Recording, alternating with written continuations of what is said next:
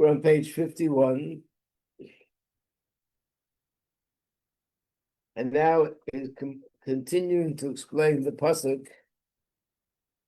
The pasuk was sharing where it says Mashcheni, which means draw me to you, Acharecha narutza, and we will run after you. So this pasuk presents the same kind of question like in the pasuk in Vayikra. Mashcheni is singular, draw me to you. So it should have said, and I will run after you. Instead it says, and we, plural, will run after you. So it's not consistent. Either it should have said, draw us to you, or it should have said, I will run after you. So this is the answer. Mashcheni Lashon Yachid. I'm starting with the words in English. It says, let us run. Mashcheni is Lashon Yachid singular, because that is referring to the Serusa de Eila, the Adar ha'avativ shebenefesh. That's referring to the awakening from above. And the awakening from above, that's something which reaches only the nefesh halakis. Again, I'm skipping the small letters. V'hinei aydei zeh, and then the nefesh halakis mevareres gam kein nefesh habahamis kanal. But once the nefesh halakis becomes aroused, the nefesh halakis doesn't only keep it to himself, but he tries to, as we learned before, also elevate and refine the nefesh habahamis. So this awakening will be retained, will hold on, will be permanent. And that's why it says, that now the Shnei Ritzenas, the two of them, the will of both, the will of the Nefesh HaLakis and the will of the Nefesh HaBahamis. Then the pasuk says this third thing. So basically the pasuk is divided into three parts. The first words are, draw me to you. The second part is, we will run after you. And then the third part says, bring me, the king brings me into his private chambers. Again, singular. It starts off singular, continues plural, goes back to singular. Okay, so the first two parts we explained. What's the last part? Then it says, Haviyani Hamelech Adar, that the king brings me into his private chamber, Lashon Yachid. And this is singular. Why? Chadarov, the word Chadara, which means chamber, is alluding to what? Shita Sidrei Mishnah, the 6 orders of the Mishnah. What's the connection between the word Cheder, which means chamber, and the Mishnayos? The answer is because Mishnayos, which is the Mishnah that contain all the halachas, is B'chinas Chesed, Gevura, Tiferes. Why is Mishnayos Chesed, Gevura, Tiferes? It's basically Chesed, Din, and Rachamim. The reason is because on a deeper level, all the halachas that we find in halacha, what's all the halachas about? Is this permissible or is it prohibited? Could you eat this? Could you not eat this? Is this tameh? Is this tahor? Do I have to pay the money or I don't have to pay the money? Does this need this? All these questions on a deeper level is really about, could this object or this food product be elevated or not be elevated? In other words, when there's a machlekes, whether something is kosher or treif, what is that all about? That means one opinion says that you could elevate this food, and the other opinion says, no, it's not kosher, means this food cannot be elevated. If one opinion says this food is, or this situation here is tameh, is impure, and the other one says, no, it's pure, is again this, which means, could I bring it to the Beis Hamikdash? Is it pure and therefore I can eat it? All this revolves around the same question. Is it being rejected or could it be elevated? And basically that means that all the halachas are related to which of Hashem's attributes is going to be applied.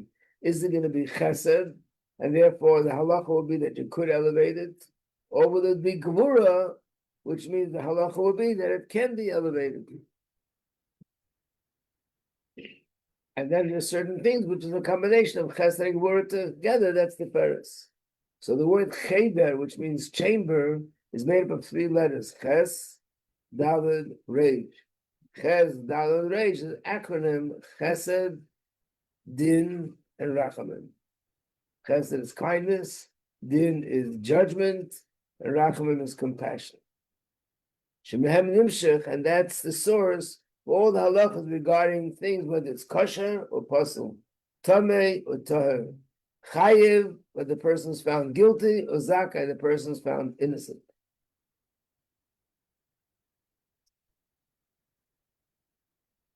So he still didn't explain it fully, but what he's saying is that after this running after you, then Hashem brings me to learning Torah. Well, what does that mean?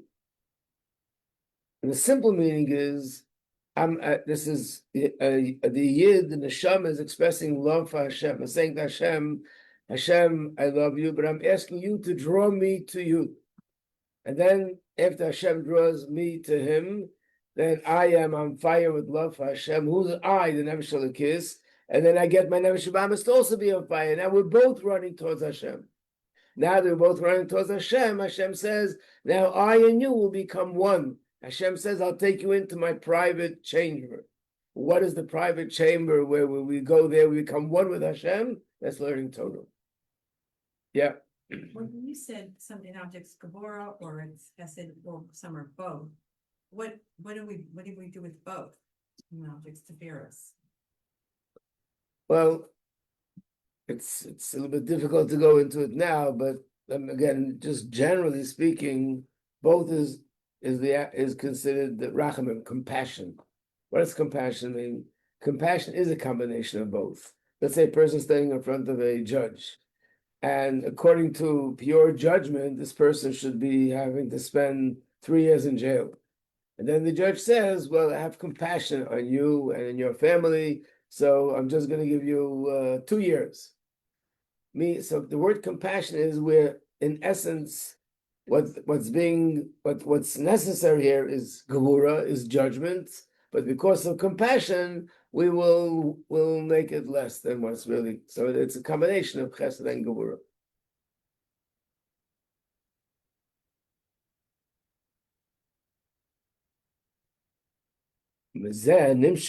From this.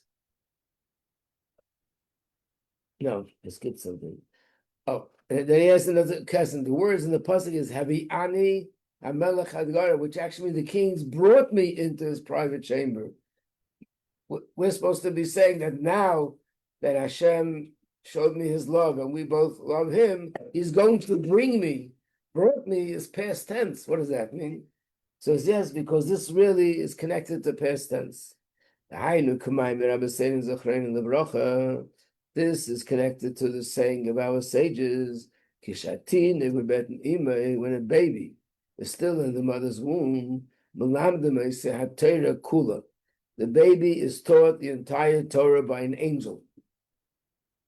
And then when the baby is born, the baby forgets it all. The Hainu, what does it mean? That when the neshama is still in a state where it's being conceived, l'mayla, also in a higher spiritual state. And you know, this is a famous question, like, what's the point? If Hashem wants me to know the Torah, so why do I forget it? If he doesn't want me to know it, then why does he teach it to me? What's the point? Just a tease. So the answer is that especially if we look at the understanding, the deeper aspect of Torah. Torah is not, again, Torah is intellectual. Torah is logic. And in fact, it says in the Chumash, Kihi chochmaschem ubinaschem le'enei ha'amim. The Torah, this is your wisdom that you can show for the rest of the nations of the world. So their wisdom is in science and math and medicine. Our wisdom is Torah, which really includes everything. But Torah's wisdom, the wisdom part of Torah, as great as it is still external. The deeper aspect of it is that in Torah, there's Hashem's presence. The Shekhinah is there. And Hashem's presence in Torah is in the deepest way. So the deepest connection with Hashem is through studying Torah. But on the other hand, the Torah is presented in such an intellectual way that you don't see the light, the godliness in Torah. What you see is the intellect. We have to work on ourselves to feel that it's godly. So this is what it means. The Malach teaches us the entire Torah. And when a neshama studies Torah with the Malach, naturally they feel everything about Torah, all the depth and all the deeper dimensions of Torah, which is the godliness that's in Torah. And what does it accomplish? That later, once they're born and learning Torah as humans, as regular people, where we are very much distracted by the exterior, the logic and the intellect, the fact that we learned it before gives us the strength that now we'll be able to feel the godliness in Torah only because we already had it from before.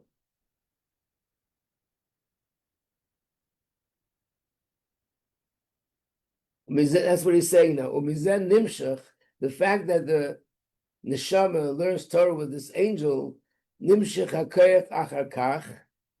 is the source which gives the strength and enables later that the light of Hashem should be able to shine, the and it should have that feeling of love and fear. That Abisha should draw, that I should want Hashem to draw me to him. And the reason is because the king already brought me into his chamber of Torah study. So the fact that I studied Torah before, that enables me that even now, when I'm living in a physical world, which is a world of concealment, and it's so hard to see the godliness in Torah, I'll be able to be sensitive to that.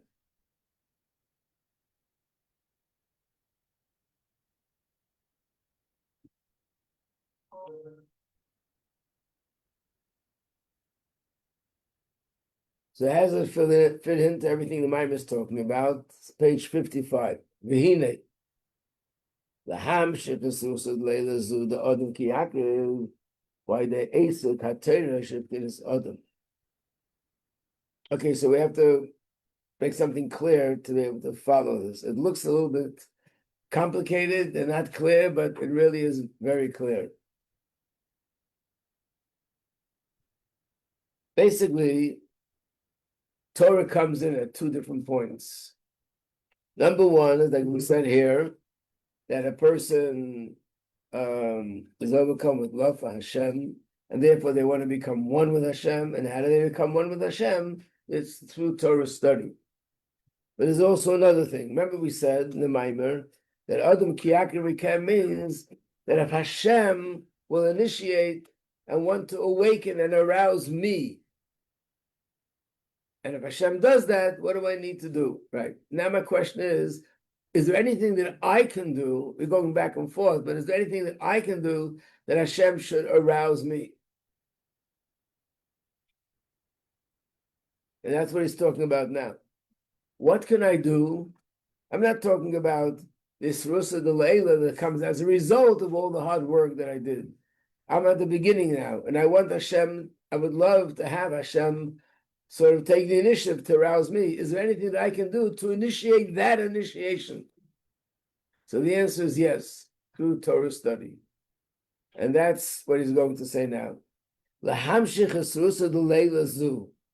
In order to draw down this awakening from above, the Adam ki Yakriv, that Hashem will awaken me and draw me closer to him.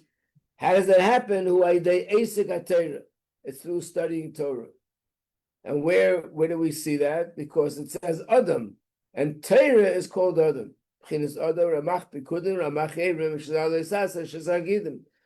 Adam? A person is made up of 248 organs, 365 veins.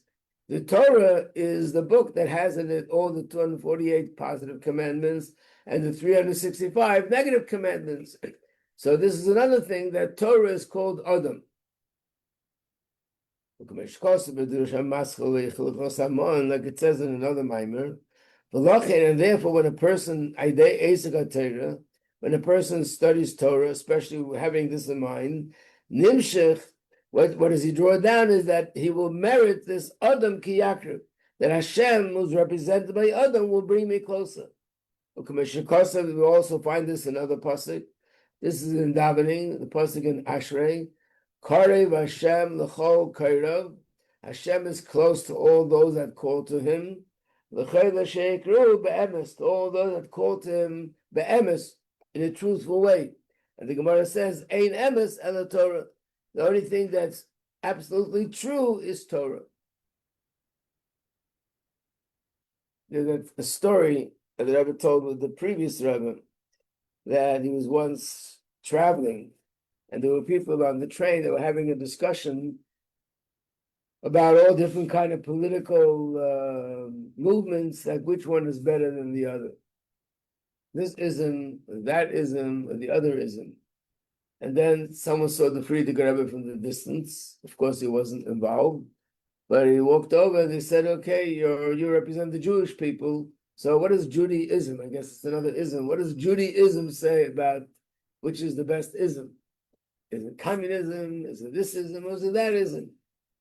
So the Frierdiker Rebbe said basically what it says here. He said like this: every one of these movements has some advantage over the other. In other words, a democracy is definitely greater than communism, but there were certain advantages in communism which was advantages over democracy. And there's certain advantages of democracy over communism, and the same with all of them. And that's why you have millions of people that follow one movement. Why? Because they're more focused on this advantage. They don't care about the disadvantage. They are passionate about the advantage. This advantage is so amazing that they go for it.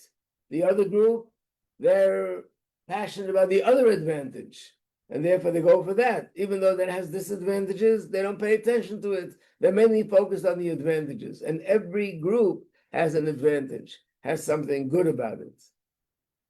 So the Rebbe concluded that Torah, it has all the advantages without all the disadvantages.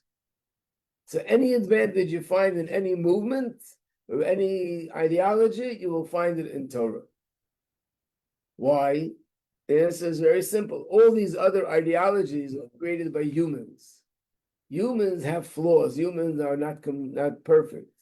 So if they're not perfect, so what they create will also be not perfect. Torah is Hashem's wisdom, and Hashem is perfect, so his wisdom is also perfect, which means it has all the milas, all the qualities of all these different ideologies, the qualities without the disadvantages. So that's what it means, Ein emes el Torah. The real truth is found only in Torah. Every place else has some truthful ideas, but also has other things. And Torah is pure emes. And what does it say? Call to Hashem. Hashem will call those that call him. How do they call to him? Through Torah. So what does it mean in context of our discussion here? That when a person studies Torah, that arouses Hashem that he should do the Sursa D'Leila to draw me closer to him. And this explains why it says in reference to Torah study, O Yachzik b'ma'uzi, Yasa Shalom li, Shalom Yasa li. Talking about Torah, that Torah is something which we take refuge in. And then it says, Torah will bring peace to me. Yasa, first it says, Yasa Shalom li, and then it says, Shalom Yasa li. It'll bring peace to me 2 times. 2 times Shalom. What is 2 times Shalom? Shalom, Shalom, with that card. There's another puzzle where it says, peace, peace to those that are far and those that are near.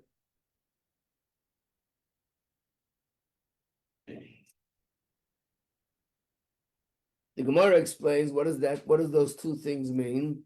It means that Shalom for those that are already near, and Shalom to those that are far, that they're from far coming near, from coming closer. In other words, like the difference between a tzaddik and a bal tshuva. The tzaddik is already close, and the person who does tshuva is coming from far and becoming close. The kiva shekein nimshach mizeh gam ken b'chinas shalom derachik.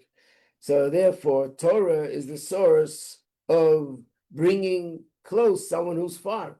So if I'm far and I want to become close to Hashem, by learning Torah, that'll accomplish that. That'll bring the source of the Layla to bring me closer. So now understand the words Adam meaning Hashem, Ki Yakriv will bring me closer to him. But how do I sort of initiate that should happen? That's for me studying Torah. Tishmeru lahakriv li. Tishmeru, you should observe it. Literally, it means lahakriv to bring a sacrifice to me. But the Gemara says shomer. The word shomer, to observe, is something which is referencing Mishnah. Because we explained before that the 6 volumes of Mishnah, which is the source of all the halachas, which are either chesed, either judgment, or either compassion, all this comes from Torah.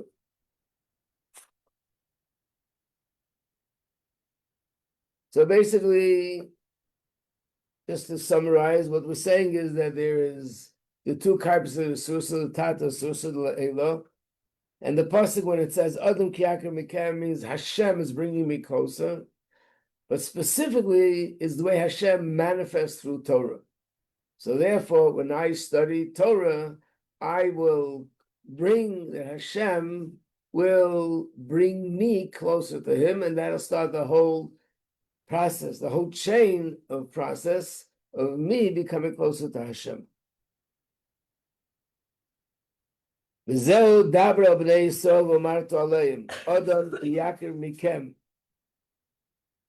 we explain what it means,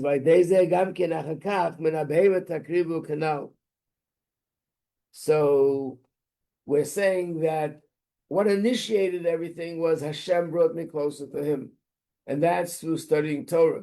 But then it says I should bring the carbon from the animal, and that's alluding to observance of mitzvahs. Why? Because mitzvahs yesh lasgula pratis lahalis as nefesh bahamis. Mitzvahs, they have in it more of this property and this ability to elevate the nefesh bahamis with the kashra ba'eres sabarchu, and to connect it to Hashem. Ki tzedakah tereimim goy, like it says, righteousness will lift a nation. In other words, basically, one of the differences between Torah and mitzvahs is Torah is more lofty. Torah is knowledge. Torah is intellect. And therefore, it's too abstract and a little bit too removed to have an impact on my nefesh bahamis and my guf. But mitzvahs that I do are physical. I do a mitzvah with a physical object, whether it's tzitzis, whether it's tefillin, whether it's mezuzah, whether it's esrog lulav, whether it's a shofar. And because I'm doing a mitzvah with a physical object, this has an impact more directly to my nefesh bahamis. And that's how the pasuk is being divided. The first half of the pasuk, when it says Adam Ki Yakriv Mikam, that's learning Torah. And this Torah study has an effect on me, that this will bring me to have a want and a desire for Hashem. And once Hashem is revealed to me through my Torah study, then I translate that into elevating my nefesh bahamis, and that's mainly through mitzvahs.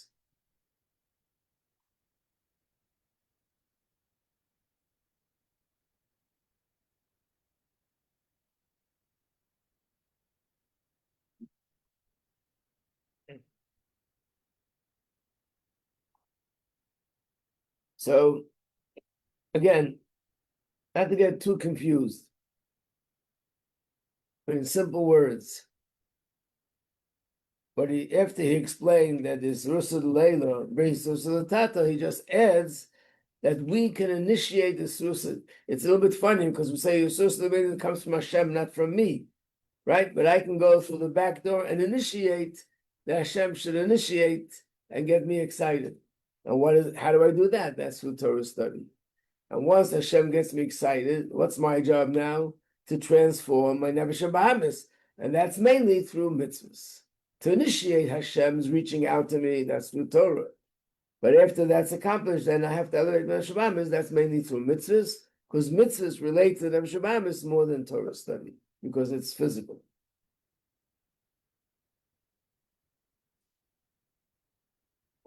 And now he gives a beautiful explanation about the three periods that start Pesach, end with Shavuos, and around the middle, there's a bridge that connects the two periods, which is Sfiras Omer. So, just as an introduction, it's known that Shavuos and Pesach, even though on one hand these are two separate Yom Tovim, and in the Torah it's called, there are three Yom Tovim. What are the three? Pesach, Shavuos, and Sukkot. But in a different way, Shavuos is not a Yom Tov itself. Shavuos is the culmination of Pesach. What does that mean? Shavuos is the only Yom Tov that has no date in the Torah. Every Yom Tov has a date, whether it's Rosh Hashanah, Yom Kippur, Rosh Chodesh, Pesach, and Sukkot. Shavuos, it says, is the 50th day from Pesach. Why doesn't it give a date and say it's this day of the month of Sivan? So that means we see clearly that there's no date. Why? Because Shavuos is not a Yom Tov in its own right. It's really the ending and the culmination of Shavuos, which means Hashem gave us a meal of Pesach. Hashem took us out of Mitzrayim, and that process of going out of Mitzrayim required now 50 days. We'll call it 50 days of rehabilitation. And only then was going out of Mitzrayim complete. And once it was complete, we're ready to receive the Torah. So from Pesach to Shavuos is one continuation. So what's in the middle? Counting the Omer, what's that all about? That's the bridge that connects Pesach to Shavuos. So now he's going to explain these three things. Now, based on all the above, Yuvan Gamkin in Pesach or Sfiras Omer. We'll understand Pesach and what is the counting of the Omer.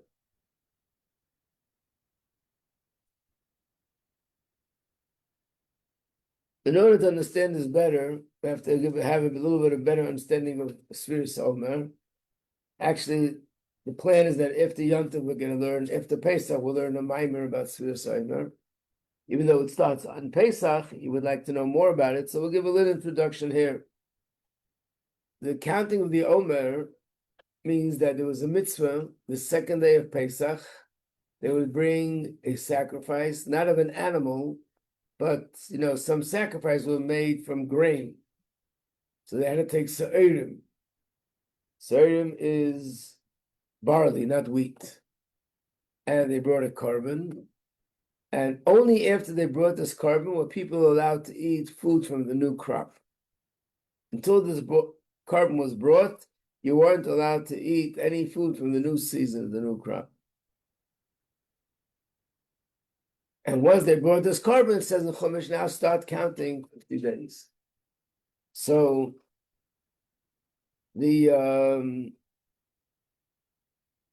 my Gemara goes into it, but mainly Chassidus talks about what is the reason why this carbon is from barley. All the other carbonates that are brought from grain is wheat. There's another exception, which is Seita, but otherwise it's always wheat. Why is barley? And the Gemara says the difference between wheat and barley is wheat is considered basically human food, and barley is more fit for animals. So Chassidus explains that the 7 weeks that we count the Omer is mainly geared towards refining the character traits of the Nefesh Bahamis. So it's very hard to read it from here. I'm going to explain it first orally, and then we'll do it in the Maimon. Basically, when Yidden went out of Mitzrayim, mainly the one who was mainly affected was the Nefesh Elokis. And the Nefesh Elokis was such a high that the Nefesh Bahamis was stunned out of the picture, didn't get in the way.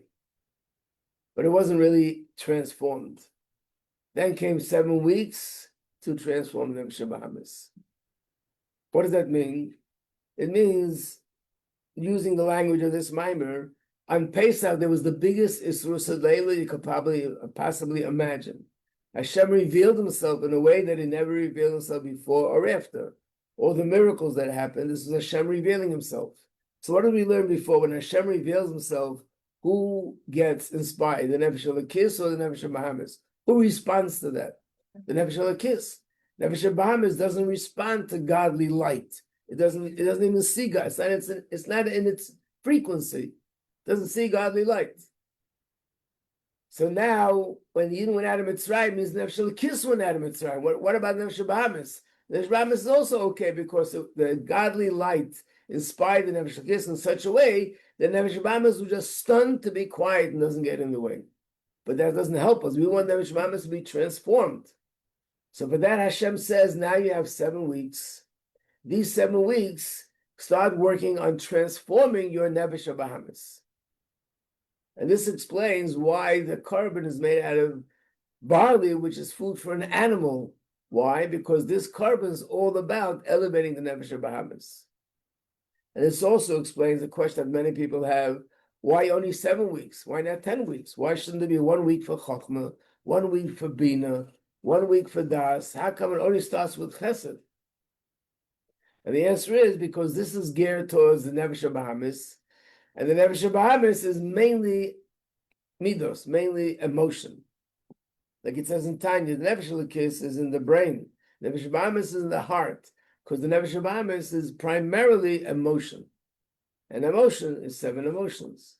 So basically, the first 7 days, the first week, we're elevating or refining the Chesed Nefesh Bahamis. The second week, we're refining the Gevurah of the Nefesh Bahamis. The third week, the Tiferes of Nefesh Bahamis. That's how it goes by week, until we finish elevating, refining all 7 character traits, which is altogether 49 days. Once we did that 49 days, now we're ready to receive the Torah all together. The Nefesh Elokis and the Nefesh Bahamis, because everybody is refined. And this explains another question. Alter Rebbe asked this question in Tanya. When the Yidden went out of Mitzrayim, they didn't walk out slowly. They ran out of Mitzrayim, ran fast. And Paro was chasing them out of Mitzrayim. Why couldn't they run out of Mitzrayim calmly and walk out? The fact that it says, had they been there another second, they would have sunk to the deepest depths of Tumah. They would never be able to get out. Why did they have to run? And even in the simple pshat, if Moshe would tell Paro, we're going out of Mitzrayim whether you like it or not, they would have gone out of Mitzrayim. They ran as if Paro could stop them. And the fact that it says when Mashiach comes, you won't be running. You'll be walking out slowly, calmly. So what is the difference? Well, the Rebbe explains this point, that if you have an enemy and you knock out the enemy unconscious, do you walk away or do you run away? What? You walk. Oh, you didn't get training in the army. Neither did I. But the Rebbe says, if you knock the enemy out unconscious, which means that eventually he could wake up and get back on his feet, I'd better run as far as I can. In other words, if someone's in the forest and a guy comes with a gun and holds you up, and you're able to give him such a zetz that he's knocked out unconscious, you don't just walk slowly away. You run as fast as you can before he wakes up again and comes after you. But what if he's not unconscious? What if he's gone? Then you don't have to run. There's nothing to be afraid of anymore. When the Yidden out of Mitzrayim, the Klippa wasn't gone. The Kedusha, the Nefesh Elokis was so overwhelming, was so powerful, that the Nefesh Bahamis was knocked out and it's totally inactive. But it wasn't transformed. So therefore, the running out was symbolic of the fact that there was still something to run from, something to be afraid of. There's still Klippa in existence. But after when Mashiach comes, that'll be after 3,000 and over 300 years of refinement and Torah and mitzvahs and everything we did, it's not going to be just knocking out the Klippa and it'll be overwhelmed by Kedusha. But whatever's left of Klippa, it'll be totally transformed into Kedusha. So there's nothing to run away from. Kedusha is Kedusha, and Klippa also became Kedusha. So everything is in perfect place. So this is the order of the 3 things. First, the Nefesh Elokis got inspired, and that's what happened when out of Mitzrayim. Then Hashem gives us 7 weeks that this inspiration should be transferred to the Nefesh Bahamis and transform the Nefesh Bahamis as well, my animal soul. And then we both go together as one to receive the Torah.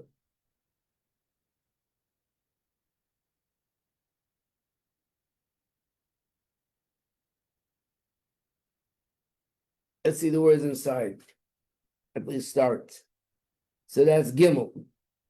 Api kol now, based on the above, Yuvan Gamkein Inyan Pesach V'Sfira Seimer. We can understand the connection between Pesach and the counting of the Omer. Pesach is Rusa de Le'elo. Pesach is an awakening from below, above. Hashem revealed himself to us. And the purpose was La'erer is Rusa de Tata. In order to arouse and awaken him from below. But the source of the Leila, who is awakened, this awakens a rotzui, a desire and a passion, benefesh kiss. But the animal soul, doesn't become transformed. There was no work done with the nefesh bahamis. The work, what happened was Hashem revealed himself. When that happens, nefesh kiss gets on fire. And that's why it says, Ki barach ha'am, the people ran away from Mitzrayim. Which causes Betanya, the Sefer Shalbenim, say Perek Lamed Aleph. Now, the Rebbe explained this at the end of chapter 31, how they had to run away because the Nefesh Bahamis and the Klippa wasn't transformed. So this is parallel to what we said. If Adam Kiagim, which means that Hashem stretches out his hand to us and initiates and shows us his love. Like it says in another pasuk, Kerl Doidi, I hear the voice of my beloved, which is Hashem, Medalig al Harim, jumping over the mountains, skipping over the hills. And the Gemara says, what does that mean? That Hashem took us out of Mitzrayim, b'schus ha-Torah, in the merit of Torah. Shanikra Har, and Torah is called a mountain. As it's written, Yisu Harim Shalom La'am. So therefore, the fact that Hashem took us out of Mitzrayim is similar to what it says here, that in the merit of the Torah, Hashem took us out of Mitzrayim. That in the merit of the Torah, Hashem is Ki Yakriv, brings us closer to him. So this whole thing that he said in the Mamar plays out in the 3 times of Pesach, Sfira Seimer, and Shavuos.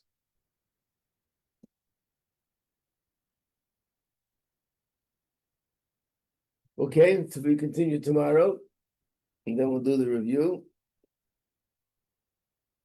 So as you know, that this week we're just doing this until Wednesday, and then Thursday we're going to start learning from the booklet just everything in Chassidus about Pesach.